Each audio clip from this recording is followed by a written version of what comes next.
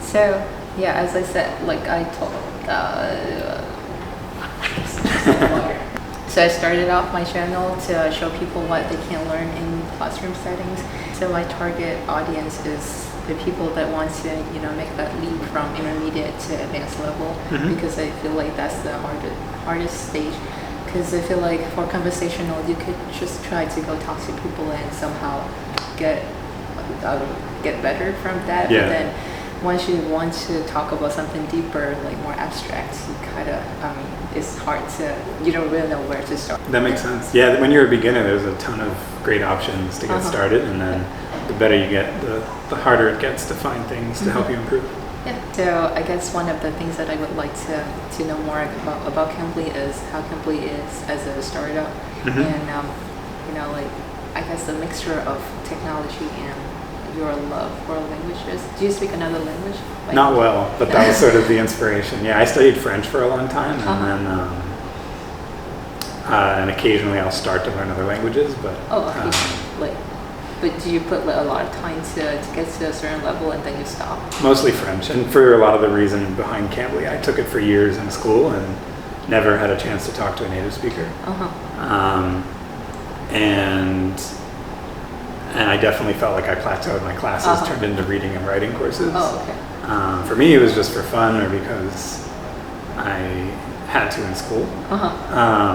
But yeah, when we started Cambly, we met all these people where it's not just for fun. It's a huge life-changing skill if they can really step up their English to the point where they can use it professionally. I mean, of course, as a founder, you have to believe in it. But do you really believe that people could really become fluent in English by using the app from a conversational level? Yeah, I mean, some people start startups that have like a crazy idea, like cryptocurrency or scooters or something, where it's like there's a bet on whether it's a good business idea or not, but whether it's actually people actually want what you're building. For English learning, we never really had that question. Like you can go anywhere in the world and just see all of these people that spend lots of time trying to improve their English. Right. And the higher level you go, the more the higher the stakes are. The more advanced English learners, if they put the work in, they're the ones that are going to be able to get a better job or a promotion or move to another country. Right. It is totally different from classroom in the sense that it doesn't have a curriculum that goes from A to Z for the so how do you know for sure that they are actually they're actually improving? Yeah, I mean, qualitatively you can just talk to the students. Everyone at the company did user interviews yesterday. So a couple times a year we all sit down and talk to students from all over the world, and they'll tell us what they love about Cambly, they'll tell us what they are really frustrated about with Cambly. But one of the things I heard, I always ask people, like, how do you know you're getting better with Cambly? And what a lot of people said is they watch their first video and they watch their last video, and you can really see the difference. You can see the confidence improve, or they'll see a bunch of mistakes in their first video that they would have never made today. So what are some of the things that they should do to, like, before the lessons to really take advantage of Cambly? Because if you just go in with a blank mind, then so Kids was the first time where we launched curriculum. So all of our kids that use Cambly Kids have a curriculum for their level. We have a curriculum in the adult app, but it's designed to supplement the courses. So a lot of people don't use it, and they come in, like you're saying, just have a conversation. Some students do bring in their own curriculum. So we've got pilots that use Cambly, and they want to learn to talk to air traffic control in English. And they'll actually bring materials from the English exams that they'll need to take. We've had people studying for IELTS. They'll call an IELTS tutor that maybe has some materials, or bring their own, or use one of our courses that we have. But we're now starting to look at ways to have more structure, where the student doesn't have to do so much work, where the tutor doesn't have to do a lot of work, and Cambly will give you the right curriculum. So if they bring in their own curriculum, How do you know that, for sure that the tutors are also aware of the materials that are covered in the curriculum? If the student brings it? Yeah. Yeah, we have a lot of different types of tutors. So some tutors are really good at teaching curriculum. Some are better for conversations. I see. And we actually have a lot of students that like to have a conversation. They specifically don't want a curriculum. I see. So we're looking at ways to make our app help both students. So if you just want to have a conversation about your day and build up your confidence, you can do that. And if you want to have a very rigorous curriculum, we'll have that for you too, and we'll find you tutors that are appropriate for each. Okay. Different tutors are better for more of the casual conversation versus like a real curriculum. And then so in the future, there's a way to make sure that you're going in, like you're with someone, if you're with a curriculum and if it's very specific about pilot talking to you. Right. Yeah, you can search across all of our tutor profiles. So the tutors will write what their job is. Maybe they're a teacher, but maybe they're not. They write about some of their experience, and so you can type almost any job into our search box and find someone that's like you, except they're a native English speaker. Not just pilots, like a lot of people in healthcare or software engineers, or I was talking to someone who is a HR specialist at a big company, and we looked, and there were lots of people that had worked in that field on Campbell tutoring. Yes, I could tell my viewers that if you want to know about software engineering in the US, you should go on Campbell. Yeah, they call me. I'm a tutor on Campbell. Oh, really? Yep. How often you are on Campbell? You should be busy. Yeah, I should. But it's useful. It helps me figure out what to do. So I'm not the most active tutor, so I don't show up in the list. But if you search for software engineer, you'll find me. And so the people that book with me are almost always software engineers who are looking for engineers on Campbell. So we'll talk about software development or passing a technical interview. Career professions. That's a good way to go. Yeah. That's a very good way to go. So when did you really start Campbell? Yeah. We started in... Depends where you got started. It's always been an idea I've been excited about, but we really got started in the beginning of 2014. My co-founder and I created the company. We went through a program called Y Combinator. Yep. We raised our first round of funding there, and that's where we really got started. I mean, it's an idea I've been excited about before that, but yeah, we went through kind of at the very beginning of 2014. I see. Like 5 years ago, so 4.5. Yeah, we started in 2014, and I was the first tutor. So when you called Campbell, you'd press the button, and my phone would ring, and then I'd run to a computer and talk to you. And it was cool because I got to meet people from all over the world, and they went to the App Store, they searched for learning English or whatever their query was. And that's how they found you at first? Like yeah, we were really small. No one had heard of us. And what does Campbell stand for? Good question. Nothing really. It came from the Spanish word intercambio for exchange. It's used a lot to mean language exchange. And then like a startup, intercambio.com was taken. So we bought intercambly.com, but it doesn't mean anything, and it's very long. And we found Cambly was available, and it's pronounceable. It's a 6-letter word. It's .com, so it stuck. There's a camera too, like this camera. Right. Yeah. So that made sense. Yeah, so that's kind of where the name came from. And when I started talking to people, I started recruiting other tutors, better teachers than me, because I don't have any teaching background myself. Is it required for all of the tutors to have? No, it's specifically not required. So we do have a lot of teachers that do have a lot of teaching background, especially in the Kids app. But we actually like to get people who are not teachers. We make it really flexible on the tutor side. Yep. So we can get people who have different jobs, and that's how we can get people who are pilots or that's the charm of it to me. Yeah. And that way they can have their job where they're getting all their non-teaching experience, and then Cambly is a fun way to meet people from around the world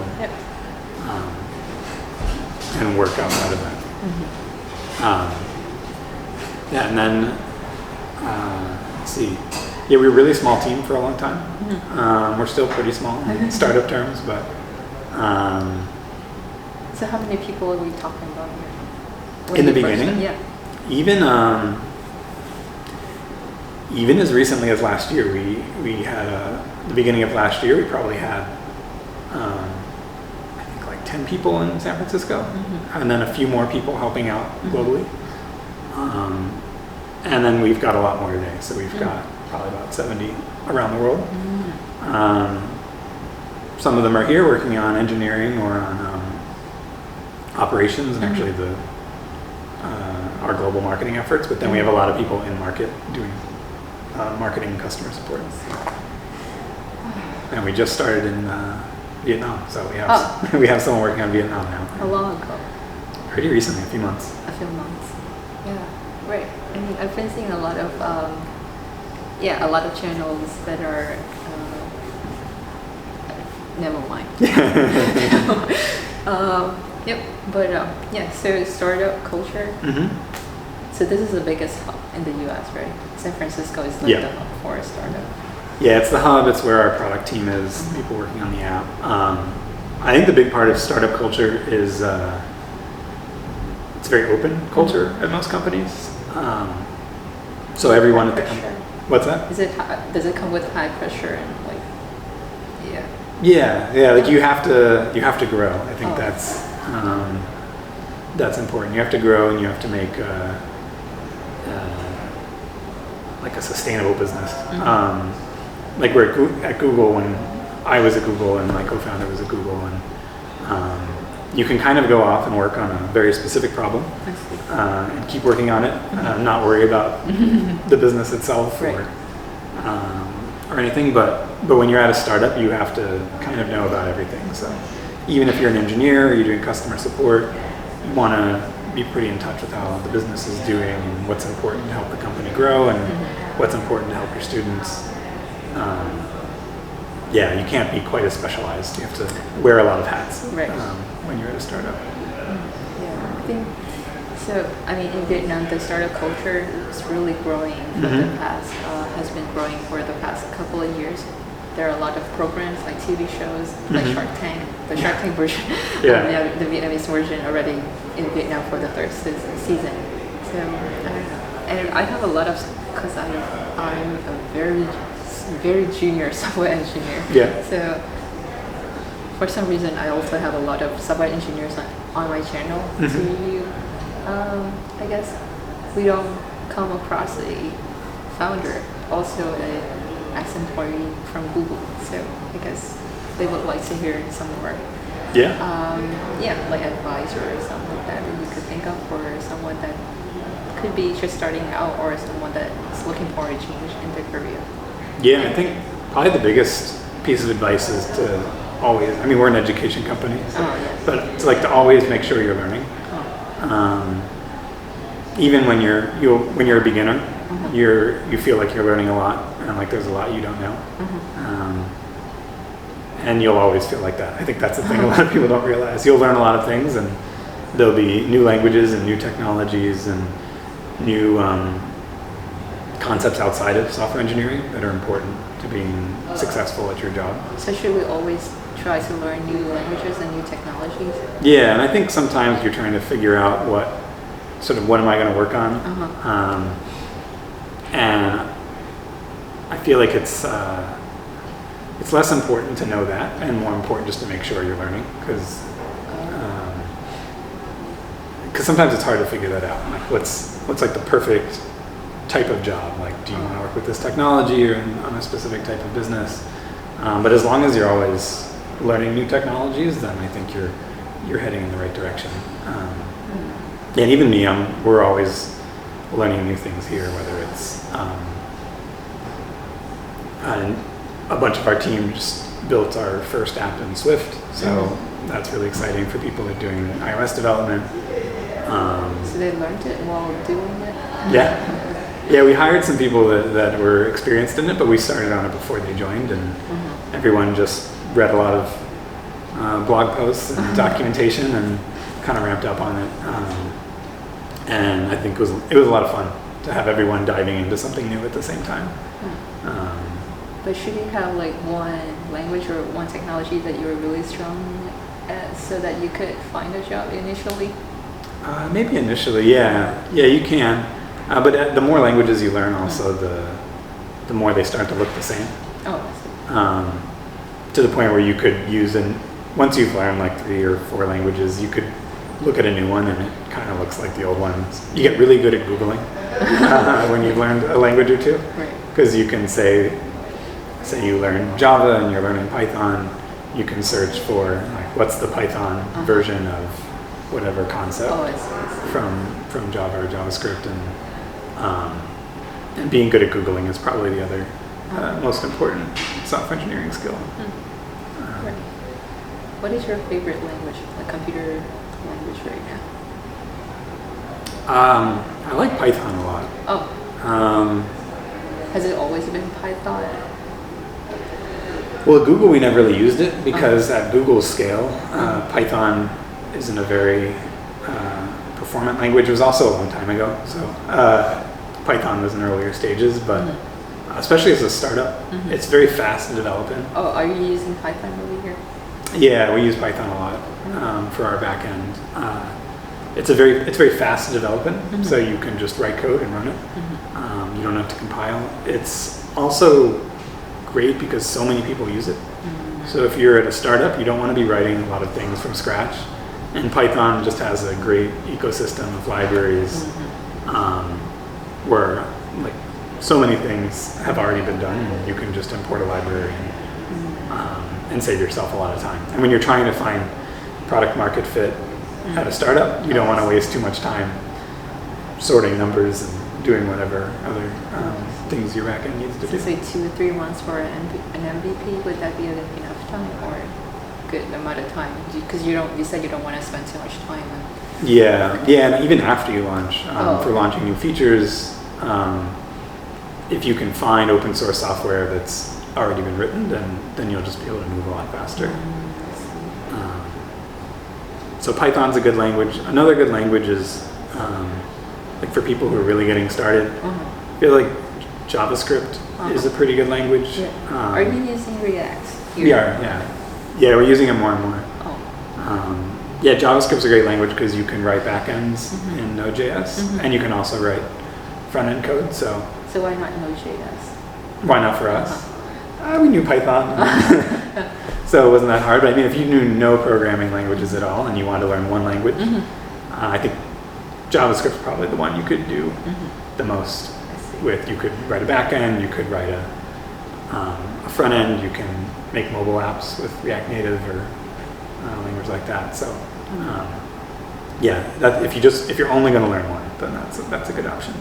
Yeah, I'm very keen on the idea of going on to Campbell and just to talk to, I mean, because before I was trying to find a way for me to go on Campbell, but if it's just about learning languages, especially English, I kind of don't have to. But if I could go on Campbell and talk to other software engineers, especially more senior people, that'd be great. That feels really great. Yeah, sometimes there's not a clear line between learning English or just learning whether it's American culture or engineering culture or even like within the US, like business culture is different. Whether you're working at a startup or you're working at a big company or maybe at an East Coast company. Right. And so when I tutor people, it's often, we're doing a little of everything. We're talking in English, but we're also, when we talk about the interview questions, we're also talking about algorithm knowledge and coding ability. So there's not like I'm learning English now, I'm learning programming now. You're giving me ideas now. Thank you. So I have some friends. I don't have a lot of friends, but I do have some. And so most of the time they're scattered around the U.S. So I went to visit them and then had them on my channel to share about their profession. Like one could be a lawyer, one is another PhD student doing biomedical engineering, things like that. But it's very limited. The people I know are limited. So sometimes my viewer would say, hey, try to have someone that has such and such background. Okay. Well, I'll try, but Were they asking for startups? Yeah, I mean. Happy to help. Yeah, nice. So what is the direction from now? What are you heading towards? For Campbell? Yeah, for Campbell. Yeah, I think the main things we want to do is, so we're one of the few technology companies teaching languages. So we're always trying to think like, how can we make English learning better using technology? And the fact that we're all technology people, that's actually the reason why we didn't launch a curriculum for so long. We're like, there's like a lot of great curriculums out there. People will figure that out. It's super important, but it's just not where we started. But I mean, to be honest, after this talk, I feel like, I mean, without curriculum, it would be fine. Yeah. To me, Yeah, I think we want to come up with a curriculum that I think takes advantage of how diverse the students are. So not like just taking a textbook and putting it in Cambly.